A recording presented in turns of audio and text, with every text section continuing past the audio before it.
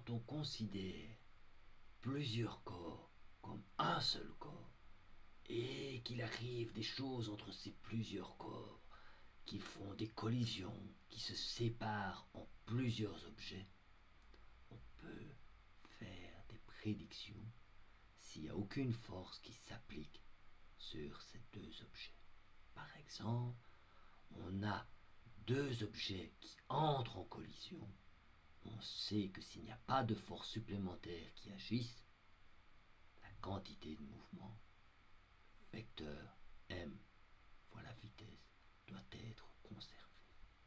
Alors, on va faire un petit exemple simple pour voir à quoi ça ressemble. On va faire un exemple très très simple pour voir comment ça se. Alors, supposons un exemple extrêmement simple, super facile, piece of cake, que tu as, par exemple, pilou, deux petites masses dont les masses sont respectivement M1 égale à 1 et M2 est égal à 2. Et ils arrivent avec une même vitesse, mais de signes opposés, 10 dans les deux sens. Ok? Donc on a le vecteur V2 qui est égal à moins le vecteur V1 avec V2 et V1, les normes des deux vecteurs qui valent 10. Ce qu'on sait, c'est qu'on a conservation de la quantité de mouvement. Donc ce qu'on sait, c'est qu'après le choc, on doit avoir la conservation de la quantité de mouvement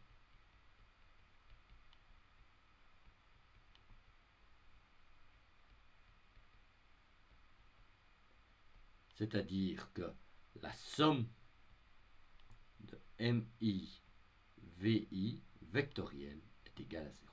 Dans le cas qui nous concerne ici, comme les deux parties ont une quantité de mouvement qui a un signe opposé, cette somme est égale à 0 dans le cas. Ok?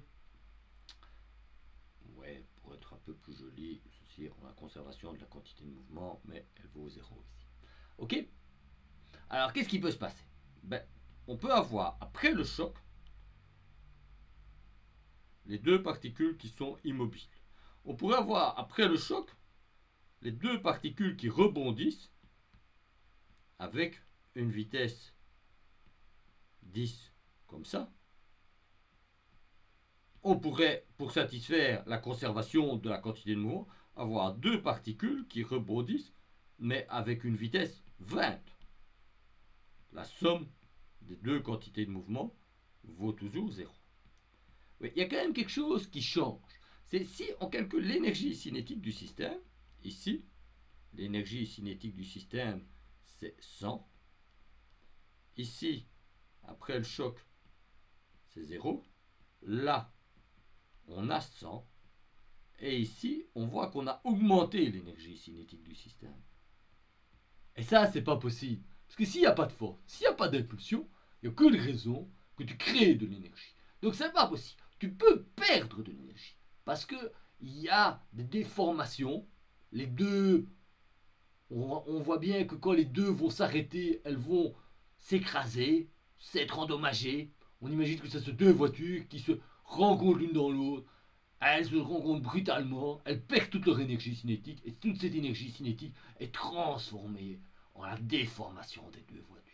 Ou bien elles rebondissent comme des balles de ping-pong, et les balles de ping-pong, quand elles rebondissent, elles ne sont pas endommagées, car l'énergie cinétique est retransformée instantanément dans une nouvelle énergie cinétique. Mais tu ne peux pas créer plus d'énergie cinétique. Donc, ce cas-là, ça,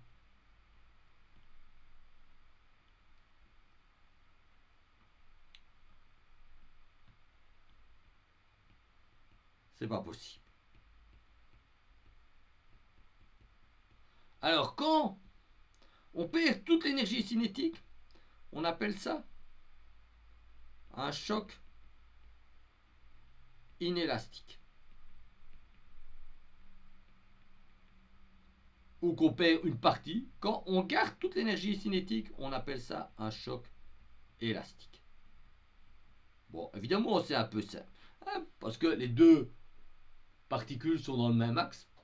Quand elles ont des directions définies compliquées, c'est plus difficile. On va le voir un peu après. Puis, c'est plus difficile aussi quand les particules n'ont pas la même taille. Par exemple, que tu as une particule et une grosse particule comme ça ici. Et que l'une a une masse toujours de 1, mais que l'autre a une masse de 100. Et qu'on a la première particule qui arrive toujours avec une vitesse de 10 et une vitesse de 10. Bon, maintenant, la quantité de mouvement, c'est quoi? Ben, c'est 1000 moins 10. Donc la quantité de mouvement ici, la somme de MI, VI, et si je calcule, ça vaut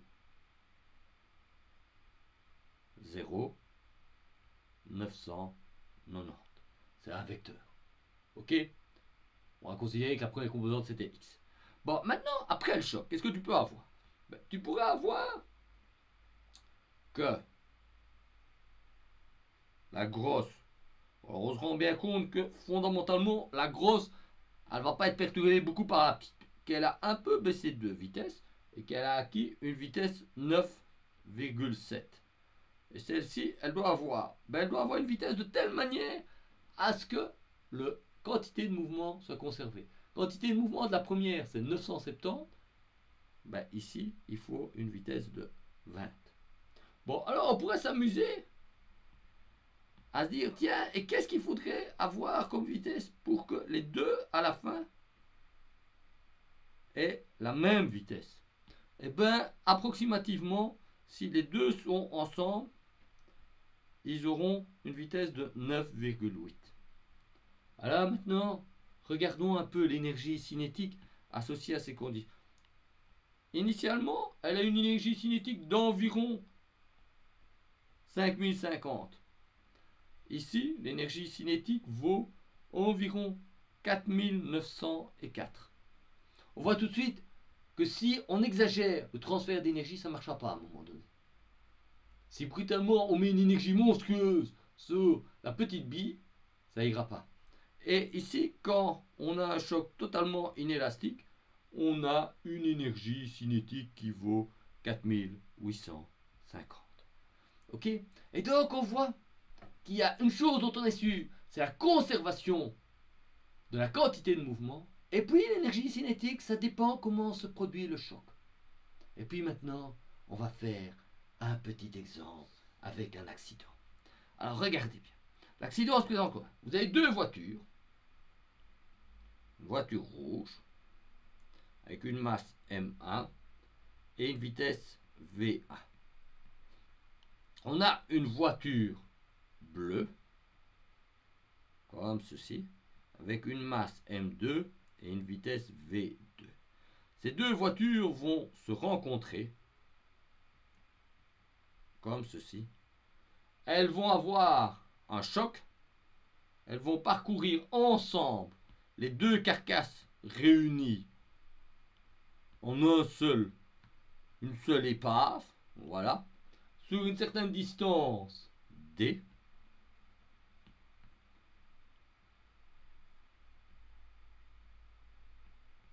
Et elles vont s'immobiliser. On mesure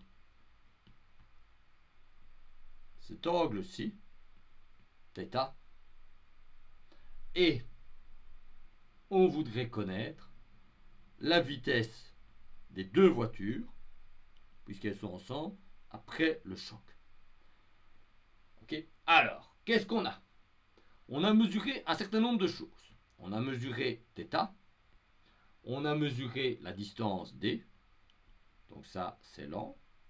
Après l'accident, les gendarmes ont fait les constatations d'usage. On connaît M1 et M2, les masses des voitures.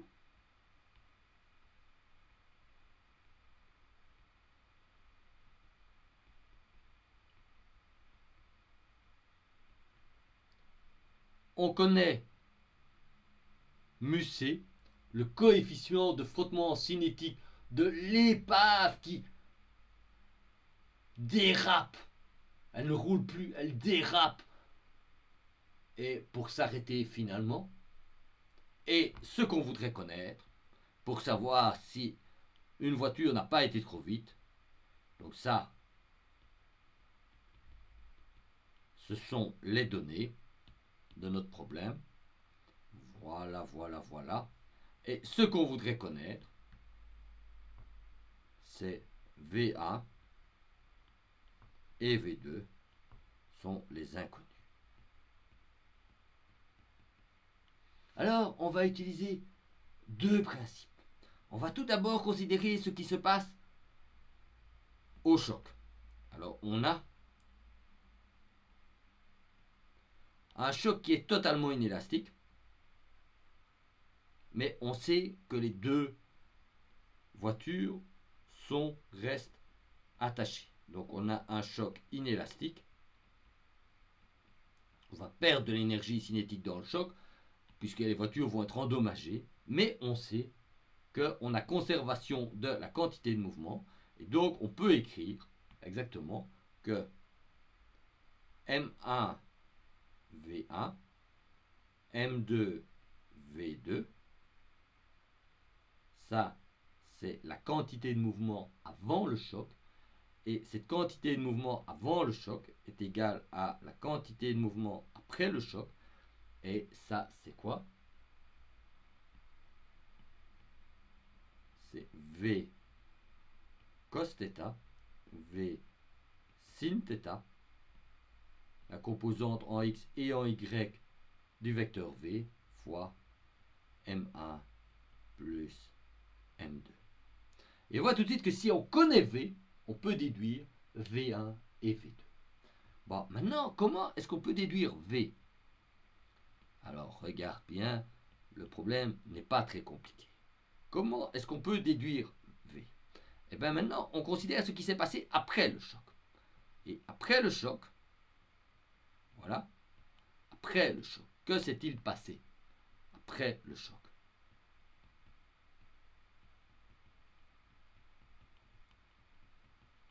Eh bien, après le choc, on a l'énergie cinétique qu'on avait acquise, qui est 1 demi M1 plus M2 V carré.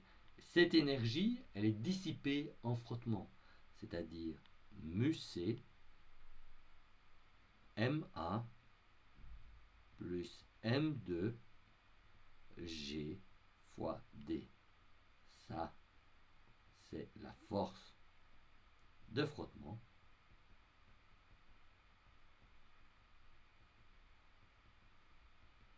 Et ceci, c'est le travail de cette force de frottement. On peut déduire de cette expression V qu'on va mettre ici et obtenir finalement les vitesses des deux voitures. Tu vois, c'est un très bel exercice parce qu'on utilise à la fois la conservation de l'énergie et une collision.